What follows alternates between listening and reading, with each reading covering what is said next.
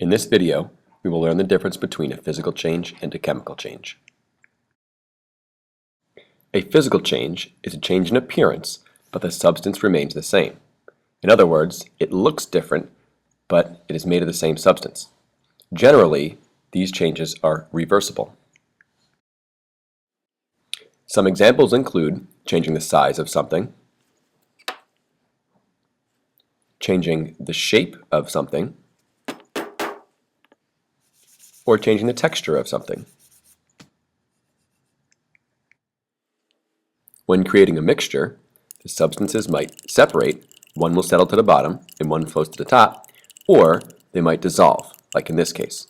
Dissolving is only a physical change. Phase changes, like this ice melting on a stove, are physical changes. Ice is solid water. It's turning into liquid water. They are both water, they just look different. This wax on the melting candle is just a physical change. Boiling is also a physical change. The water is turning into steam, water vapor.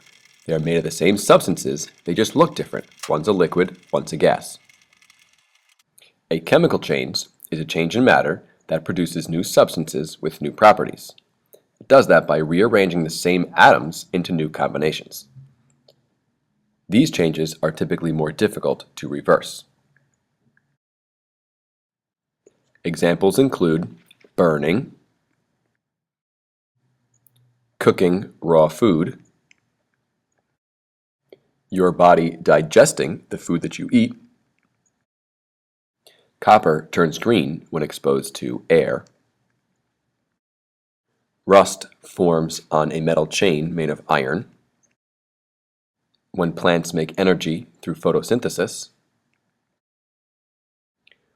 when organic material decomposes or breaks down, and when leaves change color in the fall. To figure out if a change is a physical change or a chemical change, also called a chemical reaction, we're going to look for a change in properties. We're going to have a new substance formed with new properties. Those change in properties include a new odor, such as when you burn sulfur, it smells like rotten eggs. We can look for a solid being formed when two liquids are mixed. That solid is called a precipitate. This insoluble solid will get stuck in a filter. We will look for light being produced. Like when you crack a glow stick, the chemical reaction produces light.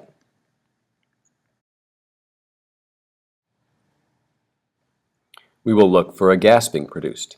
We know if a gas is produced because we will see bubbles being formed. We will look for a change in color. Here's a piece of construction paper. Let's describe some of its properties. It's green, it's smooth, it's a solid, it's about 23 degrees Celsius, it's rectangular, we can measure its length, width, and height and find its volume. It is not magnetic, and it dissolves in water. This paper can be changed physically by bending it and changing its shape, by tearing it, rolling it into a cylinder, or ripping it into smaller pieces and changing its size. But it is still made of the same paper. We can change this paper chemically by burning it.